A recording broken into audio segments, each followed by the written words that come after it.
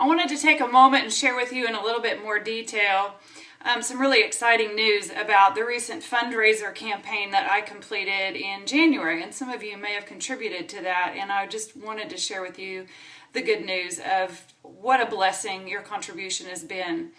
I raised money so that I could have the ability to give books to women in vulnerable positions that weren't able to afford a copy of Love Junkie, so that ladies with nonprofits or ministries that minister to women in vulnerable positions, like women in incarceration, women in domestic violence situations, women in abusive situations, they would be able to receive a copy of Love Junkies even though they can't afford it.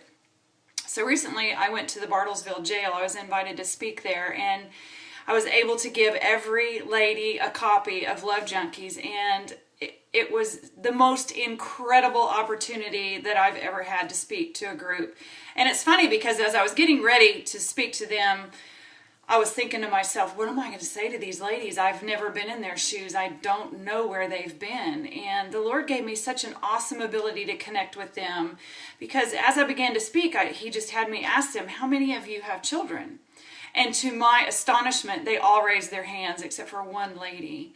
And so as I shared my story and the power of God that came and ministered to my youngest son, to Garrett, after my youngest son died in a car wreck, and just the grace that God gave him for his situation, it greatly touched their hearts, because I was able to say, ladies, it doesn't matter where you are, God is able to minister to your children. And I wanted to be able to take some pictures of me giving away the books so that I could show, especially the ladies that made donations, how much of an impact their donation made. And so knowing that I was going to need to take some photo releases, I took a few with me. But all of the ladies wanted their picture taken with me receiving a book, and I didn't have enough permission slips to do that. But it was such an incredible opportunity to sow life into the heart of these ladies. It was absolutely incredible. I have a group in Hawaii that recently wrote me and requested some books. They filled out a form on my website. And so if you know groups that are interested in doing a Love Junkies group and studying Love Junkies together, but they're ministering to women that can't afford the copies, they can fill out this really short form on my website. There's a link below.